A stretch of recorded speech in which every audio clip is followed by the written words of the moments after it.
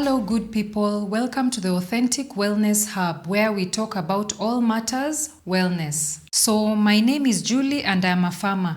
I'm here as usual with my team. I'd like them to introduce themselves. Hi, my name is Lily. I'm a hair and skincare specialist and a mental health practitioner. Hi, I'm Mama Almasi, best known as Lisa Kuyaya Welime, and I am a phytotherapist. Karibu. Karibuni. So, we continue our conversations on the gut. And before we go any further, Lisa, tell us what's in our kettle? Our beautiful kettle today, see, it's looking very nice and pretty, has chamomile, has dandelion, it has orange and cinnamon. All these are helping our hormones and helping our gut. Karibu. So, as we continue talking about the gut, today we'll talk about the gut and our hormones.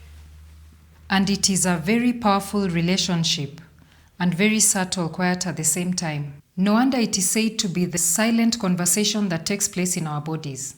Maybe let's say something little about this silent conversation. Yeah, it's silent, but even before we start talking about the silent relationship, let's take a step back to just say what is the role of hormones in our body. Like, I feel like hormones are very helpful and they do their work silently. It's not something you control. Mm-hmm. It's not something you can say, you see, like the way I want to move my hand, so I make a conscious decision, I want to move my hand, pick my tea, drink my tea. That one, I am conscious that I'm doing it. But your hormones regulate how your mood, which you don't decide, I want to be angry or I want to be happy. It's kind of silent things that are happening in your body that like the circadian rhythm, how you breathe, how your heart pumps, all these things are regulated by your hormones. Say, for example, how you break down sugar, how it is absorbed in the body, in your cells rather, is also as a result of the same hormones, like the insulin as a hormone, for example. So these hormones help with the mood regulation, with metabolism, with sleep, with also how you feel full when you're eating or how you don't. Because if, again, there is an imbalance, then your body will not function optimally. It also regulates your stress response. So you see how important the hormones are to your everyday life, how you live your life every day. When you go to sleep, how you wake up, the quality of your sleep is determined by your hormones. Your ability to feel fulfilled and also to measure the quality of your life based on how you feel about your current situation is as a result of your hormones. Your feel-good hormones, when there's an imbalance, of course, it creates a distortion in how your day-to-day life will go. Yeah. So it's basically a bi-directional conversation between your hormones, your gut, and everything about you. So let us look at these hormones and what they do. So today we will talk about serotonin. You all know about serotonin, histamine, melatonin, and leptin. Now, serotonin. This controls one thing that maybe most of us don't know. Serotonin controls our bowel movements. And that also, it helps our mood. 90% of your serotonin, did you know that 90% of your serotonin is synthesized in your gut? It is not in your brain. It's synthesized in the gut. So this helps you relax. It talks about your mood. Have you noticed that when you're bloated or when you're constipated or when you're having, let's say, diarrhea, you have a bad mood? It is not your brain. It's actually the serotonin in your gut telling you, I'm constipated, nikubaya. So hormones, it's actually a very, very silent conversation that is happening and we do not know, and it's really affecting us. Then we have histamine. Histamine helps your stomach acid. When it's too much histamine, you too much acid, you have problems. When there is less, you have problems. So histamine helps it balance. Then histamine is also like a gatekeeper. That's why when you are having allergic reactions, you take an antihistamine. But now when you take too much antihistamine, it affects your brain. That's why at times you become drowsy. No. So histamine is actually good, but excess, that's when there is a problem. So in life, God created our bodies in such a perfect way. It works perfectly so that when anything is a little off, it brings problems. Then melatonin, as Miss Lily had mentioned, helps with the circadian rhythm, helps you sleep well. Then there is a certain hormone, again, in your gut. And by the way, did you know that more than 30 hormones are in your gut that is affecting your body? More than 30 known, meaning they are more than 30. And then there is a certain hormone that helps you feel hungry, tells your body when you're satisfied or when you are not satisfied. And there is one, I call it, I refer to it like, I remember MOP. It's called actually Motlin. It clears your gut. It's like sweeping. And that's when you're hungry, your body starts growling. You feel you're hungry. Now it tells your body you need to start eating, when you are supposed to be satisfied, when to stop. Then there is a hormone called ghrelin. This one tells you when you should, it talks about satiety. Otherwise, people would eat and eat and eat and eat. Yes. Then there is an interesting fact about this hormone called ghrelin. Have you noticed that when you cannot sleep, Miss Julie, when you cannot sleep, you will go for that midnight snack? Oh, Yes. it draws you to the kitchen. Yeah, because the body is made in such a beautiful way that you are supposed to sleep, and one certain hormone is responsible for that. But when you are not sleeping, then you're hungrier. Yeah. What do you think, my dear? Yeah, I know for a fact that some of these hormones, especially the hormone that makes you feel full or not full when you're eating, it can even take up to 30 minutes before it communicates. Yes, the signal goes to your brain. That's why you find some Asian communities like the Japanese or even some Chinese, you don't eat up to 100% full, you eat up to 70% full. So as soon as you start feeling full, that's when you stop eating. 30 minutes later, yes, 30 minutes later, you realize you felt full. So there's no overeating. And it keeps also those hormones in check, that you're not overproducing it because or underproducing. Sometimes when there's an imbalance in these hormones, which are very special, it can cause even obesity. Sometimes when you're overeating, that hormone is low. Again, you start to have insulin being overproduced in your system because you're eating too much, you're triggering your insulin production frequently. So you realize why the gut is very important is because what goes into your gut will either activate a hormone or deactivate another one, will generate more of a certain hormone, will inhibit the function of another, and they all go together. It's very important to balance what goes into your gut. What you eat. For instance, we have this thyroid hormones, the T3, the T4. If I eat too much beef, then I have, or if I eat enough beef, then I have selenium. Selenium will help me break down the T4 and convert it to T3. If I don't have selenium, then there is something called a reverse T3. This one inhibits conversion of T4 to T3. When that does, you now start having either hyper or hypothyroidism, which brings a lot of problems. So I agree with you. It's very important for us to monitor what goes into your gut. Is your gut balanced? Are you balancing the hormones? Are they working together? Because like you said, it's a whole silent conversation that is happening. The ghrelin and leptin are communicating with your gut. So we have had enough. That means now you're generating enough insulin. That means you're breaking down the glucose just enough. Then that is broken down into the energy that we need for our cells. And that way, when you have generated enough energy and you're feeling good and you're able to do things you love, then again you generate serotonin and you generate your feel-good hormones. Are you seeing how this conversation is happening? It's a whole network that's happening in our bodies that we may or may not have control over, but the control we have is in what goes into your gut. Yes. Is it balanced or is it imbalanced? What is it that somebody does that brings hormonal imbalances? What causes imbalance? There are quite a number of causes for hormonal imbalance. It's not just what you're ingesting. Some medical conditions can cause you. For instance, if you're born with type 1 diabetes, you will definitely have insulin imbalance and leading to diabetes. And there's nothing you can do about it. You'll have to inject insulin in your body. So some medical conditions will predispose you to having hormonal imbalance. The serotonin we are talking about, sometimes your body is not able to synthesize. Like we have a certain bacteria, I've forgotten the name of the bacteria, that helps, estrobolome bacteria. This one helps with detoxifying your body and removing excess estrogen. So you find even the microbiome in the body, in our previous episodes, we've talked about the ecosystem.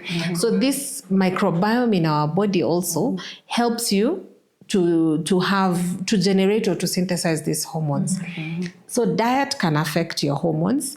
Medical conditions can affect your hormones. Your mental or state, whether it is a mental disorder or a brain dysfunction, neurological or mental, they can also affect the balance in your hormones, in the neurohormones. And sometimes, how do we correct also? Medication goes in through your gut most of the time, although you also have IM, IV, like intramuscular or intravenous. But some medication is taken through your gut, and it is broken down and absorbed into your system. Sometimes having a leaky gut syndrome. So you have the some of these things or toxins or diseases. What a leaky gut syndrome Oh, okay. So we have our biggest immunity is in the lining of your gut. It's a thick mucosal layer. And Lisa once talked about the gut being as long as the bus, but it is just from here up to there, as she says. It would be layers of a school bus. So this is one of our biggest protectant for our immunity. When that mucosal layer is corroded, sometimes we eat foods that go and corrode the gut. So you have hyperacidity, which kind of burns into your cells, or you have certain bacteria that eat into that mucosal lining. You're not eating right. So it causes like your lining to be porous. So it allows even the bad things that are supposed to be cleared by your gut or this excess estrogen to go into your system through that porous kind of lining. And that is what we call leaky gut, because it allows things to enter your bloodstream that shouldn't enter your bloodstream. The excess estrogen will cause PCOS and other conditions. Oh, nice. So at least that's a bit easier to understand. So when we talk about now that we understood the balance is very important, and that the gut is the one that helps regulate the hormones. Am I right? Can we talk a bit about that regulation? I would mention the food. We need to be very careful what we eat, because as we had mentioned, 85% of our immunity is in our gut. So it's what we consume. If we are eating food which has lots of, let's say, estrogen, it affects. If we are consuming things which are laced with these pesticides and these, what is this thing that they put on the ground nowadays and it kills? Those ones. It affects the balance in the gut.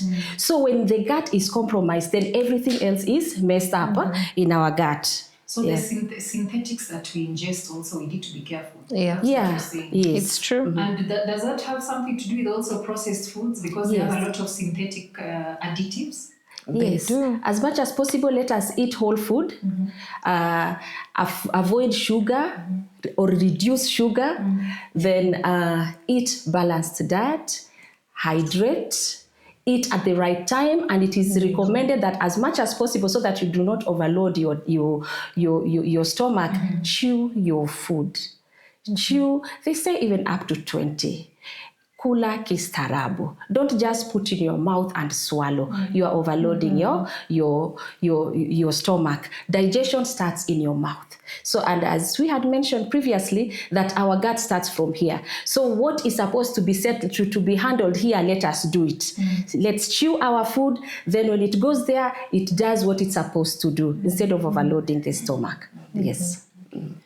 Okay, and whenever we are discussing or trying to understand how the gut works, what are the other conditions that are related to poor gut health? What should we look out for to see if there is a problem maybe in how we are taking care of our gut? Hormonal imbalance actually is not just for women, it's also in men.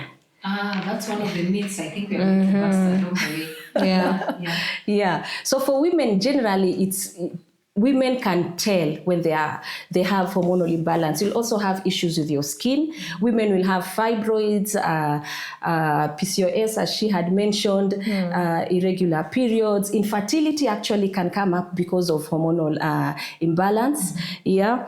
Then men can have these man boobs. Man boobs. Yeah, they can have that. So They can be a sign. It's not just extra.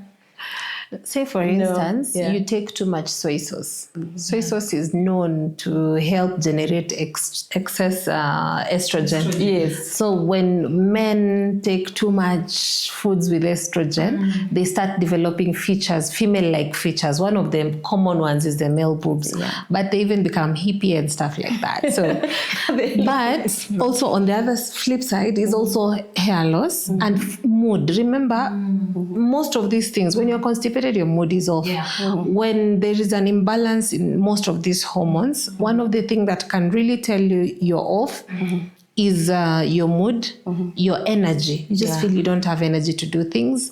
Sometimes it can also compromise your immunity. Like, as you said, it's a connection of a number of things. You can have weight gain, you can have weight loss, you can also have what I'm experiencing now, brain fog.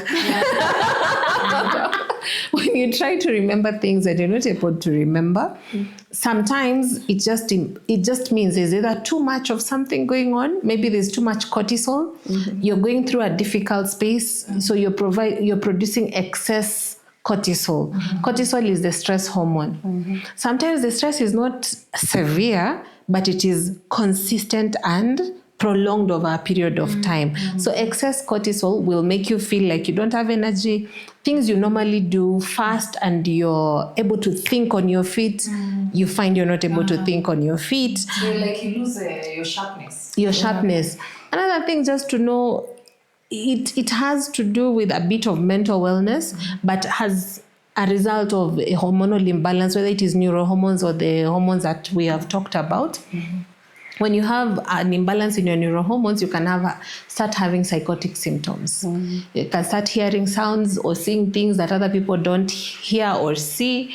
You can start feeling like you don't want to associate with people. You want to be by yourself. When you're bloated and you're farting all the time, you don't want to be around people. True. And you see, bloating is also another sign of hormonal imbalance or a problem with your gut. So there are quite a number of symptoms, but those are common symptoms that you can see in everyone, men and women. In kids, you can also have temperature dysregulation sometimes. You can have people not wanting to eat or eating too much. That again, the hormone she was talking about for satiety. Yes. If you can't feel full, so you're eating all the time, it's not always worms. Sometimes it's just take time, eat a food you love, generate the feel-good hormones about it, and eat up to 70% full, not necessarily 100% full. Now to my favorite part, let's bust the myth. One of the things I'll bring up is that hormonal issues are female. Actually, even men have hormonal issues, as we had mentioned previously, and it affects fertility. Yeah. So for men, you try to balance. Even for women, you try to balance. And there are herbs the Lord has provided that will balance. Of course, there are other conventional medicine out there, but there are herbs the Lord has provided to balance this. Yes. And now, something that I love is a certain herb that converts DHT. DHT is a type of hormone in the man, but excess of it, it's good for it to be there, but excess of it causes baldness and inaitwaje public opinion. It becomes a lot.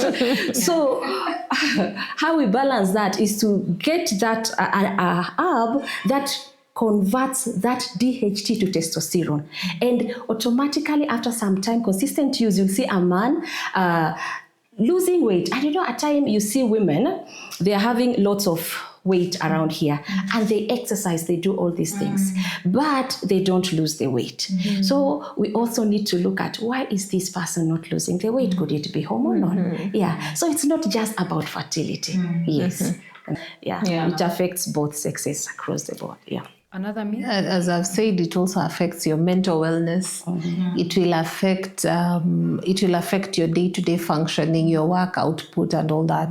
And I like what Lisa is saying. Of course, it's also an area I try to encourage people to take these herbs, like Lafai. Stinging nettle, and the other one that we use, the one for the capsules for the hair. So palmetto. These ones help regulate. And you see, where do they end up? In your gut. Then they help to break down now the dihydrotestosterone hormone, which is what she's calling the DHT. And inhibit the formation of dihydrotestosterone hormone. And even women, as we age, we also start to develop such hormones, because remember, as you're going into menopause and premenopausal, you develop something called female pattern baldness. That female pattern baldness is similar to male pattern baldness. The effect is the same. It's a hormonal hair loss. So these things, it causes that. It causes acne, it causes skin issues. It can cause certain hormones which help to synthesize or collaborate with other micronutrients, can cause even your body functions, your muscles, how your heart is beating, how your body is just functioning. So it is not only reproductive, it's your entire system that depends on these hormones, because these hormones control how the organs function. So general gut health, gut hormone health, what are some of the tips, things that we need to do to improve that relationship between our gut and our hormones? Take kefir, fermented food basically, sauerkraut if you can, get that, so that and eat a lot of fiber. I forgot to mention that. Eat a lot of fiber. Fiber is food for your microbiome. So when you take your kefir, make sure you take a prebiotic, what will feed the probiotic. Then take your herbal tea. If you're having hormonal issues, try your chamomile. It will help you with serotonin. You will sleep well. Ashwagandha is very good. It helps with your mood. It's basically an adaptogen. They call it a thermostat. It kind of finds out how you are or where you are mentally, and it tries to adjust. Take slippery elm if you can. It's also an herb. You just add it in warm water. It lines your gut and indirectly supporting your hormone, because that way you will not be having the leaky gut, as she had mentioned. So it seals. Then there's nothing leaking, so your hormones are balanced. So it's like everything actually stems from the gut. Then, of course, we have these female hormones like shatavari. This one, shatavari is a very interesting hormone. It's a female tonic. It calms and cools. And shatavari actually means woman of 100 husbands. So it helps with virility. We also have herbs that help with men virility. Tomcat Ali, Teristalisis. We have sopalmento, ginkgo. Those ones, they help with the mind. Then turmeric. Turmeric is very good. Yeah, turmeric is very good for you. It helps with your hormones. Holy basil. There is quite a lot. So when if you think that you have these symptoms, the Lord has provided a lot of goodies to help you. Yes. Then again, when you feel like going to the bathroom, please go to the bathroom. Do not hold it, because estrobolome detoxifies the excess estrogen, and not only estrogen, even progesterone, all these others. It tries to balance. So indeed, it is a conversation that's happening in our bodies that we are not consciously aware of, but it is very, very important for us.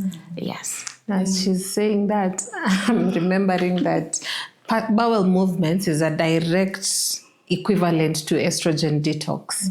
And another thing that's very important to add on for regulating these hormones and just making sure your gut is okay, sleep well. Yeah. Just make sure you have quality sleep, eat right. Besides the probiotic, just not too much carbs, just a good balance. Avoid refined foods, avoid any refined foods, refined flour, refined water, meat, bacon. Buy your pork if you must, but I wouldn't recommend pork too much. Manage your stress, because when you don't manage stress, then of course cortisol goes high. And then avoid too much antibacterials. You have a little flu. Flu is viral. It's not bacterial. Homa kidogo, antibiotics. And homa is viral. It is not bacterial, unless now it festers long enough that you now get a bacterial infection in your chest. Then a doctor will prescribe. Go for treatment, but avoid over-the-counter antibiotics. It's not good for yourself. If you overdo, if you find you have taken antibiotics for like 2 weeks straight, go and order for kefir here and drink some, or do kombucha. We have kombucha here. Drink these fermented foods and rebalance your gut. When your gut is balanced, the microbiome, the ecosystem is balanced, then you'll synthesize your hormones properly and your body will function properly as it should. Oh, that was quite informative. I think there's so much we've talked about today, and I'd like to encourage our viewers. I hope you've enjoyed our conversation. If you have questions, please feel free to ask us. Follow us on our pages. I think you will see them aligned there. Thank you so much for being with us. Join us next time as we continue talking about the gut. Asanteni sana. Have a good evening.